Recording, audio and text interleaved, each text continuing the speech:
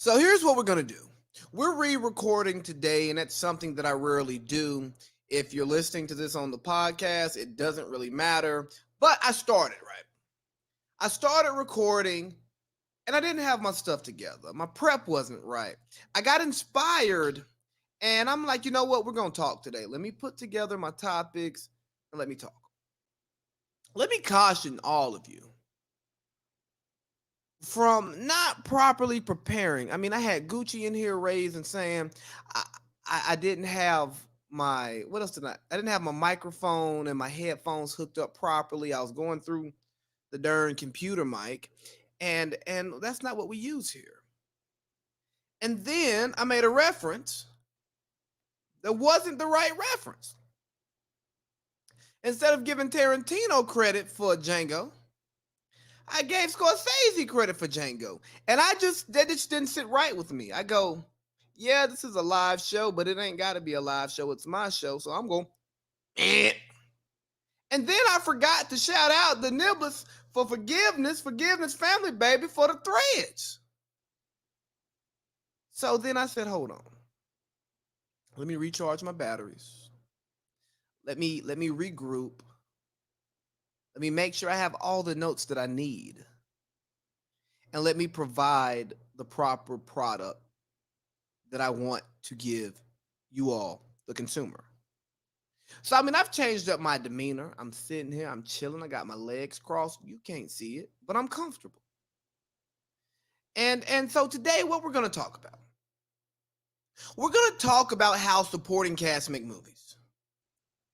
We're going to maybe talk about Giannis being the best player in the league. No, we're going to talk about Giannis maybe being the best player in the league. See, words matter.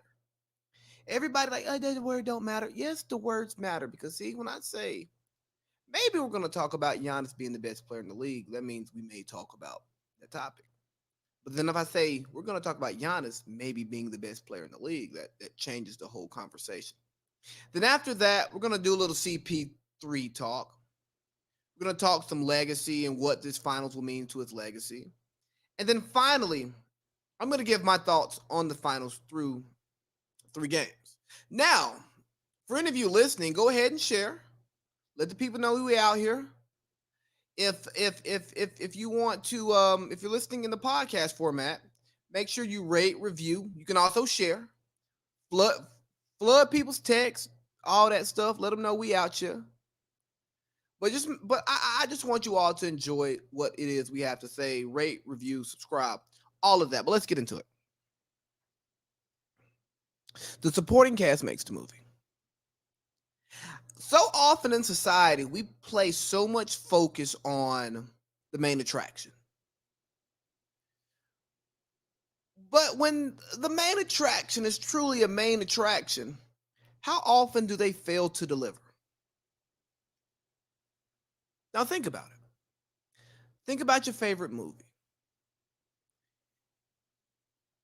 You look at who directed the movie. Like, I'm going to go with Django, one of my favorite movies. You go legendary director, Quentin Tarantino. Then you go legendary actors. You go Jamie Foxx, the most talented man alive. You go Leo DiCaprio. And then you even have like your Kerry Washingtons of the world. You have the Dr. Schultz, whoever he was. You have the random, was it Jonah Hill side? Like, you have all these other little pieces, right, that support Leo and support Jamie because we know they're going to be great. But in order for the movie to be great, the director has to be great. The production has to be great. The supporting cast has to be great, right? Now think about a movie by one of your favorite actors, right? Or actresses. It could be a great movie to you. Or excuse me, they can do a great job in the movie, but the movie's not what you want it to be, and you go, well, damn. Jamie carried his weight. Leo carried his weight. Will carried his weight. Insert your favorite actor. Carried their weight. Ryan Gosling, hell, I don't know who y'all listen to, who y'all watch. I'm not a movie guy. But the movie just wasn't it. And it's not the actor's fault because they did what they were supposed to do. And maybe we hold it against the actor when it comes to the award season, but in our general conversations, we don't hold that against them because we understood they did what they were supposed to do. Now, I want to bring that same conversation, right, to basketball. Because so often we want to blame the star player for the team's lack of success. But they give us what we expect night in and night out, game in and game out, year in and year out. But then we point at them when the team doesn't succeed, and you go, hold on. Do we have the right coach? Do we have the right co-star? Do we have the right GM? And don't get me wrong, there are multiple ways to get this done, right? Because I think about some of the hood classics, right? Movies that we absolutely love. And you look at the people in it, you go, wow, that was him before his time. Like look at something like Boomerang, right? Eddie Murphy had some heavy hitters in that movie, but they weren't necessarily hitting as heavy as they could in that moment. Like look at who Chris Rock was in that movie. He was the male boy. But then when you look back at the entire movie, you go, oh, dang, man, that was a budding superstar there, another budding superstar, another budding superstar. And again, that's like a team. Sometimes you make a movie and you have the megastar, Eddie Murphy, right? LeBron James. And then you surround that superstar with other superstars, like a Harlem Nights, right? You got Eddie Murphy, Richard Pryor, Red Fox, Della Reese, hell, Charlie Murphy. Charlie Murphy was had a very, very low key role. Arsenio Hall. You have all these heavy hitters in the movie, and there goes your super team. There goes your super team, where there's so much talent here we can't fail. But then you have a movie like The Revenant, and you got Leo. And that's about it. But everything around Leo was set up for Leo to be successful and for him to get that Academy Award that he's been wanting forever. He finally got his Oscar, right? He finally got his ring. And that's when you look at like a 2011 Dirk Nowitzki, right? You look at a 2021 possible Giannis, a 2019 Kawhi, right? Where it's like, all the stuff around here is not necessarily the way we'd like to put it. It goes against the norm of what everyone's looking for as far as a consumer, but it had what was needed in order to make the great movie, to get the ring, to get the award. And I think we should look at basketball that way because no matter what is around the greats deliver. They're going to give us exactly what we want from them, but the supporting cast is what matters. The coach, the GM, the supporting players. And again, there's multiple ways to do it. You can have a lot of stars, or you can have stars and great support. But at the end of the day, the support is what makes the champion. Just think about this right here. Right? Look at the difference between LeBron in 2015 and LeBron in 2016. There are some who will blame LeBron for not winning the championship in 2015, even though he was up on the Warriors. But look at his supporting cast. Kyrie Irving was gone. Kevin Love was hurt. He was gone as well. So he didn't have his two biggest guns with him in the finals, and the team was built to be top heavy, and they couldn't be top heavy, so they lost. They returned 2016, and what do? They win the championship. But if you look at LeBron's production, his production in 2015-16 playoffs, he averaged, 2014-15 playoffs, sorry. He averaged 30 a game in the playoffs. In the 15-16 playoffs, he averaged 26. Why? He wasn't even as great, quote unquote, by the numbers as far as points go, but he had the right supporting cast around him to win. And so often we want to put the onus on the superstar, but the superstar delivers. But the supporting cast makes the movie. Look at Steph Curry. Since Steph Curry hit his stride, he's been one of the best players in the NBA. He's won 3 championships. He's been in 4. And then all of a sudden, he loses Clay. He loses Kevin Durant. And what happens? They missed the playoffs. Steph Curry had an MVP caliber season this past year. He ranked in the MVP voting. And he missed the playoffs. He got put out in the play-in. Why? Because his supporting cast wasn't there. Steph probably had his best season of his career this past year. But the team's success wasn't there. Why? Because he didn't have the right supporting cast. Think about Kobe Bryant. We love Kobe. RIP to a legend.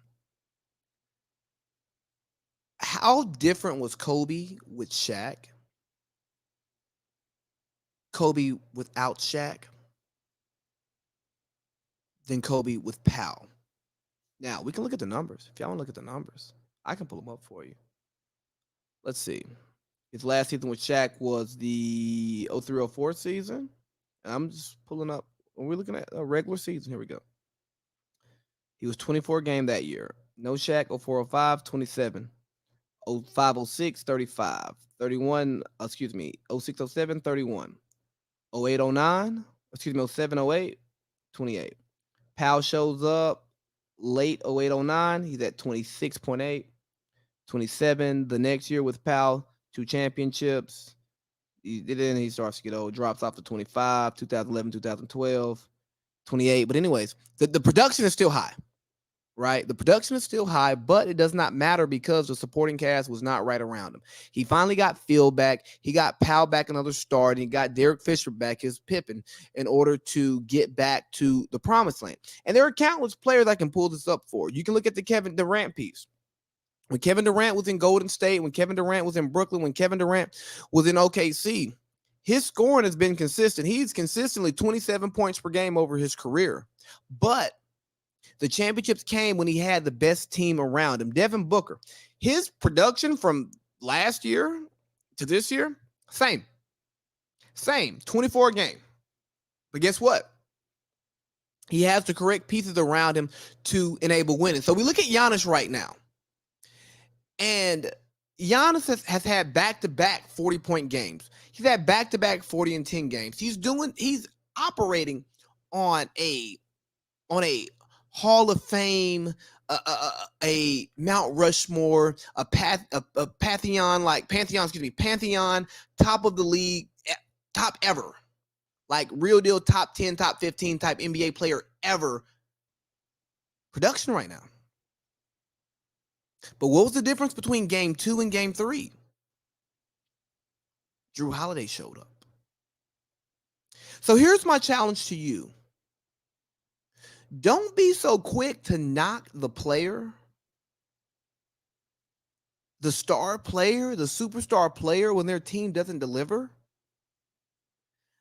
Because more times than not, it's the supporting cast inability to show up and show out in those big moments, in the moments when they're needed, when the moments where they would do it any other day in the regular season, but apparently they can't do it in the playoffs.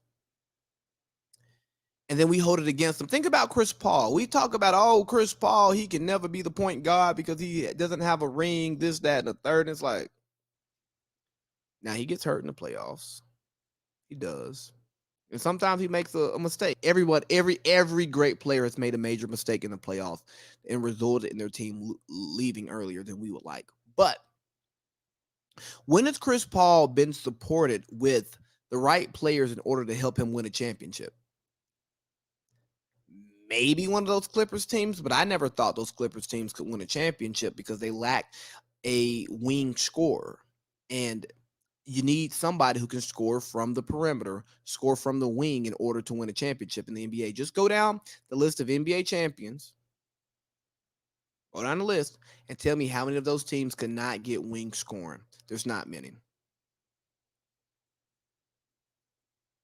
Now, Giannis has rightfully been beat up for his lack of playoff success because he's had the opportunity to do it and he has fallen short. But now this year, what has he done? He's gone up against the Miami Heat, the team who embarrassed him and put him out the playoffs last year and then made it to the finals. He's like, again, Milwaukee did not have to play Miami. They tanked to play Miami. They wanted to see Miami. They saw him and they got him up out of here. Then round 2, he goes up against the best player in the Eastern Conference. Some would argue the best player in the NBA. Many of us argued after that series he was the best player in the NBA despite losing it. And Giannis beat him. Some will say Giannis outplayed him. I won't go that far because let's be honest. If KD's foot was like half an inch back, there's no overtime and the Bucks don't even make it out of the second round. But again, that's not what happened. They make it out the second round. Then Giannis hurts his knee. Now, I'm not a person who's going to praise Giannis for coming back from the hyperextended knee only because there was no structural damage. So it's like, there's no structural damage. Okay, there's some pain, there's some swelling. Okay, we can work through this, but like it's not structurally damaged. Like, got it.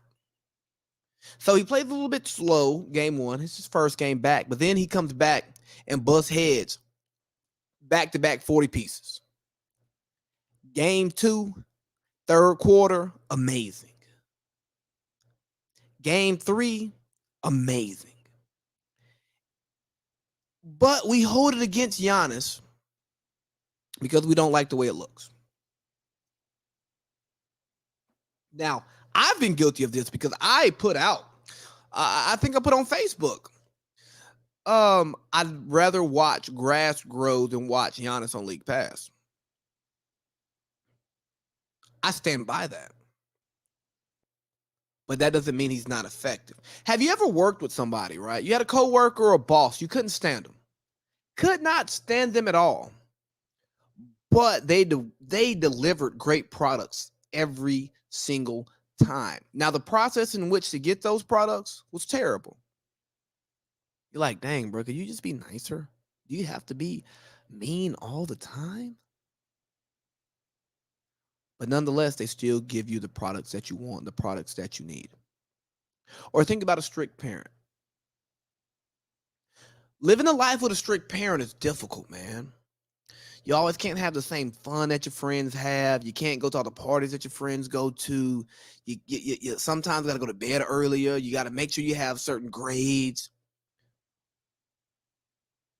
But in the long term, you look at your successes, you look at your life 10, 15 years later, and you go, you know what? I understand why we went through this. Now, it didn't feel good. It didn't look good, but it got us our desired result. And that's Giannis's game. We don't like to look at it because he's not a skilled player, right? He can't shoot.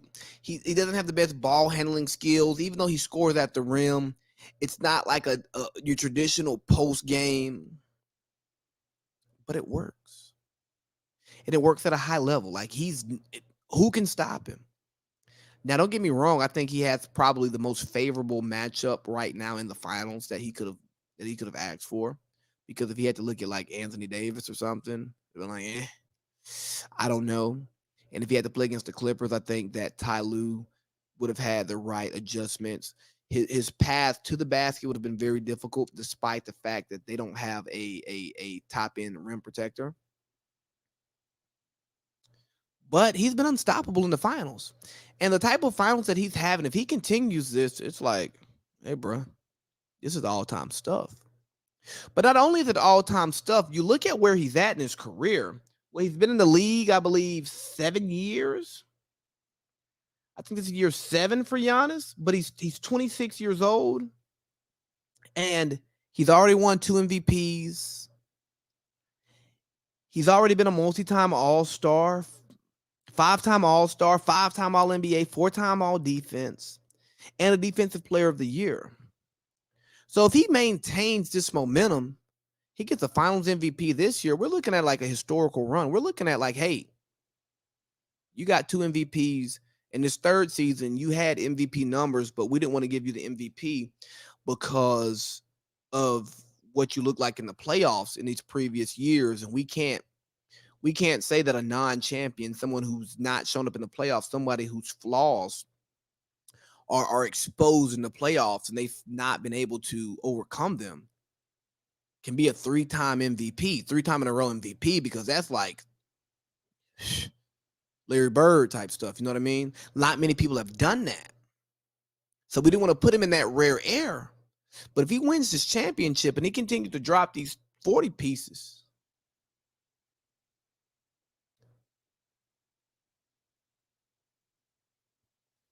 what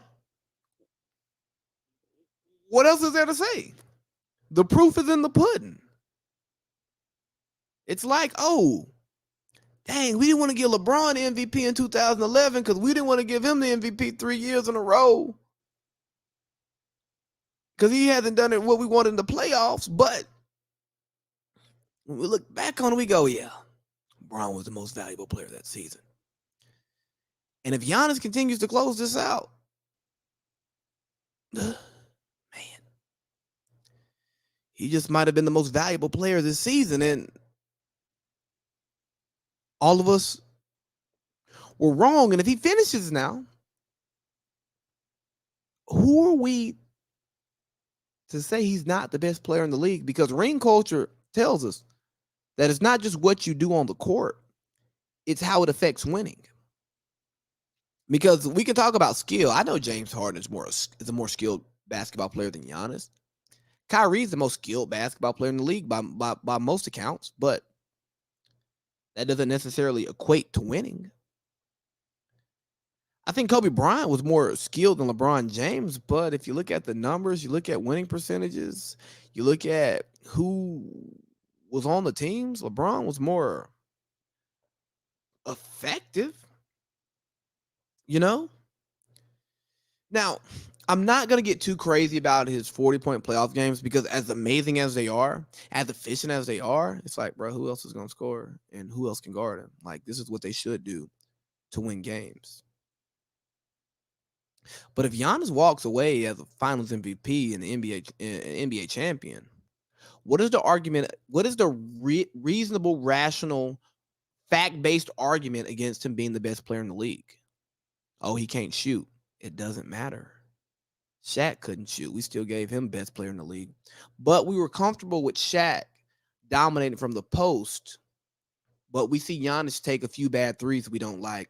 Because he has the ball in his hand more and he does more guard things, we try to view him as like a perimeter player. But no, Giannis is a post player, man.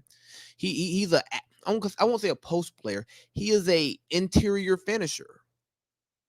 That's where he butters his biscuits. That's where he makes his money. So we have to change our view because I think that we are trying to make Giannis what we want him to be. And then we judge him for not being what we want him to be. But when it equates to winning and he has the numbers to go with it, at that point, we're wrong, not him. Now, speaking on Giannis' supporting cast, I think it's very hard to be a 3. I really think it's super hard to be a 3, and that's why it's tough for me to choose Milwaukee is because Chris Middleton and Drew Holiday go back and forth about who's going to be the 3 today, the number 3 option. And with the amount of touches Giannis gets, the amount of attention he garners, and the volume at which Middleton and Drew Holiday are capable of shooting, capable of operating with, I find it hard for them to figure out who's going to be in that third role and finding comfortability in that third role because I don't think either of them have a third option type of game. I think they are solid number 2 options. I think that if Drew decided to commit to being a 3 and D type guy, he could do that, but he's not his best self if he's just 3 and D. But how do you figure that out? I'm not really sure, but let's get to CP3. CP3 is in his first finals. He's been CP3 all 3 games. He's been giving you his game 1 he gave you a 30 ball. Game 2 he gave you 20, game 3 he gave you 19. He has his 8, 9, 10 assists each game. He gives you what you expect from CP3. His impact on the court, he's I'm stuttering more than I actually have to now once I felt it, but he's dictating pace. He's the floor general. He's being CP3.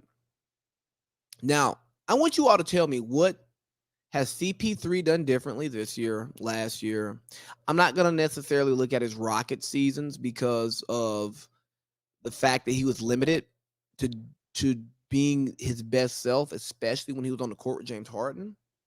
But what is CP3 doing differently that's going to move him up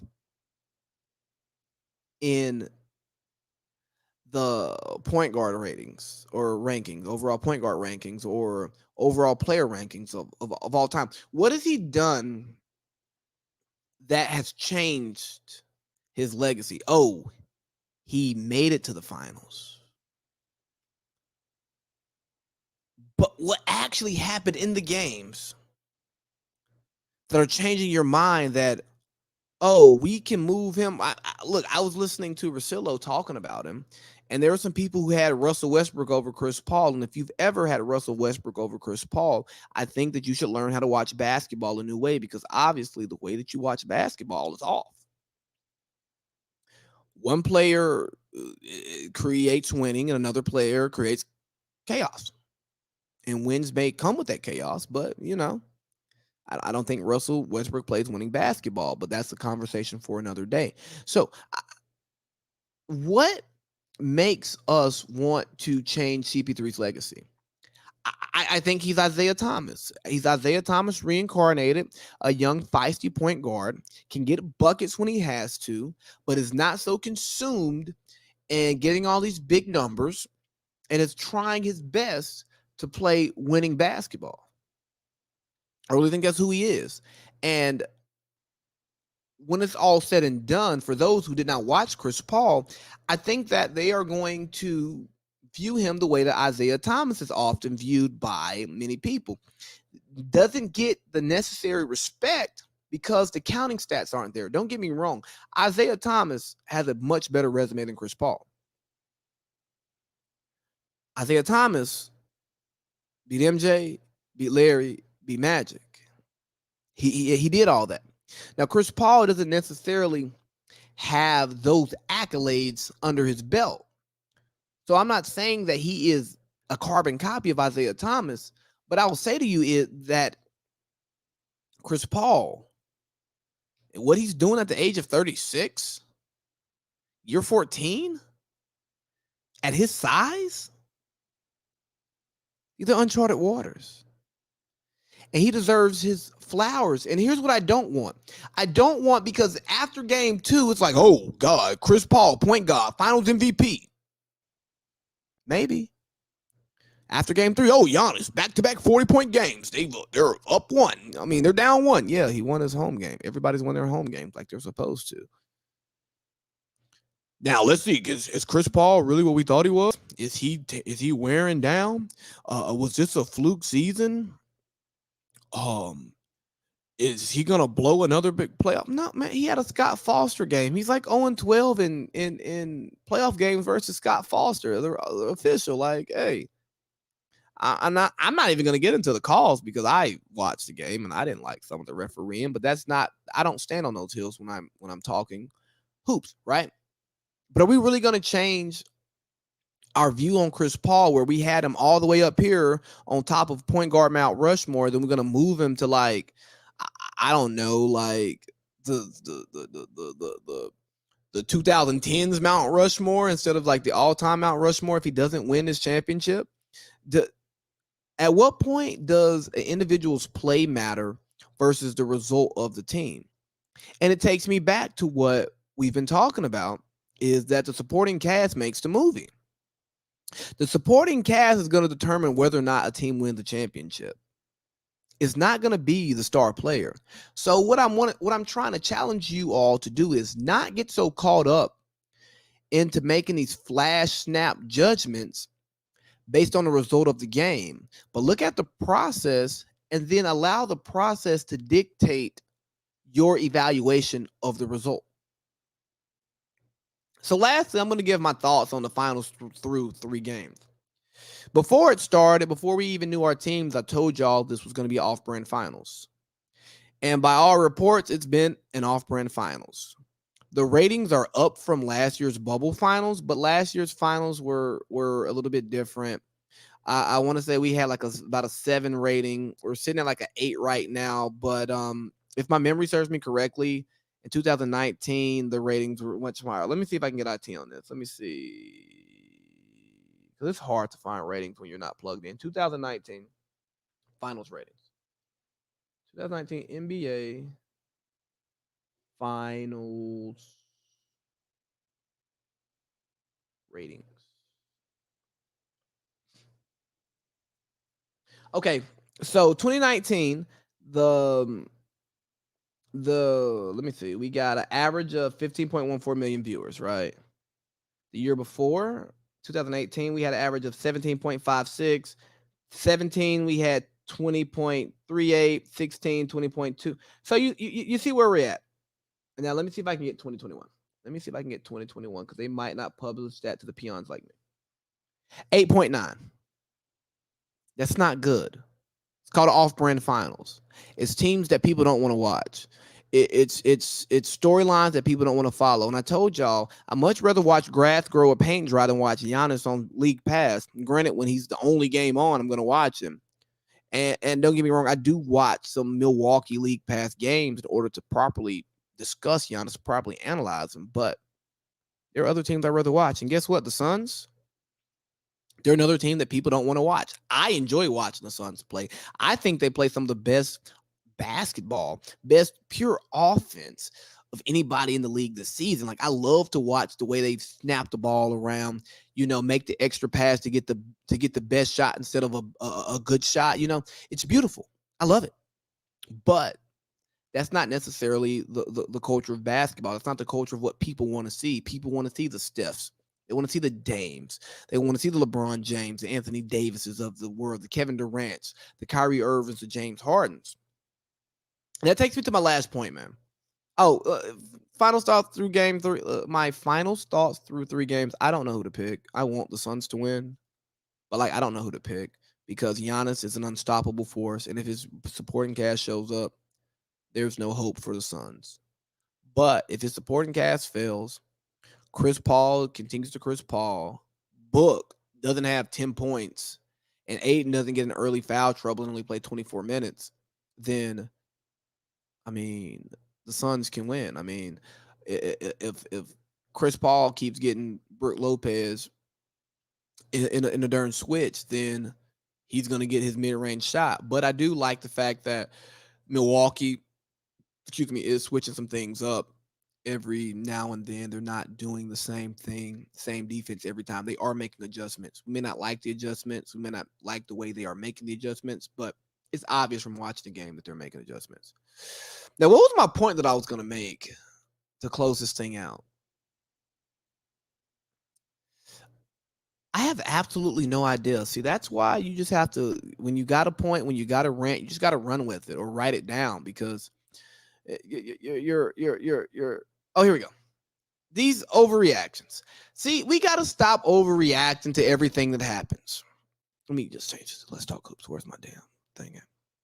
So we got to stop overreacting to everything that happens. I did overreactions, but guess what? My overreactions were a parody of everyone's overreactions because I understood that these games are game by game. Like, just because the home team went up 2-0 doesn't mean the series is over. And just because the home team wins game 3 and now we're at 2-1, it doesn't mean that, oh, God, the series is flipped. And we got to stop crowning these players as superstars and stars before they finish the deal. Now, again, I tell you, it is very important to look at the supporting actors in the movie to get a understanding of how that movie's going to go. If the supporting actors don't show up, more times than not, the movie's not going to be good. But when your main character doesn't show up, when your number one supporting actor, your B doesn't show up, you're cooked. And when we look at what's happened with Devin Booker hasn't been the same since he broke his nose. Understandable. But when the man only has 10 points in a finals game, that's a problem. Even in his good games, when he's not shooting at a high percentage, he hasn't shot above 50% since like game 1 of the Clipper series. That's a problem. But the problem is that he's not getting called out for it because we don't even hold him to that expectation. So because we don't hold him to that expectation, we can't call him a budding superstar. We have to say he's a really good player or he's a star. You know, like when Jason Tatum shit the bed against Brooklyn, we didn't like say, oh God, where's Jason Tatum? We were like, oh, yeah, here's what it is. Not a superstar. When Trae Young, granted he was hurt, did not show up in game 6 versus the Bucks, I didn't hear anybody calling for Trae Young's head. I didn't hear people saying, oh, we've overrated Trae Young. Why? Because he's not a superstar. And it's okay not to be a superstar. Hell, one of my issues with Giannis and where I'm kind of eating crow now is I was slow to the Giannis party. Why? Prove it to me. Prove it to me in the playoffs. Not just your team winning, but let me look at your numbers. Let me look at your production. Let me see that your production is a part of the winning and you're just not producing at a high level, but the people around you aren't winning. And then I'll go, tip my hat. He's a superstar. If Giannis pulls this out, he's a bona fide, certified top what? Best player in the league? Top 2? No lower than top 3? Like what is the argument against him? You tell me the argument against him and I'll say, hey, you show me an argument, I got it. Because I told you, like, LeBron's reign is over and it looks like we're about to fear the deer and the Greek freak is the new face of the NBA. We falling, big baby. We falling, big baby. Big baby, yeah.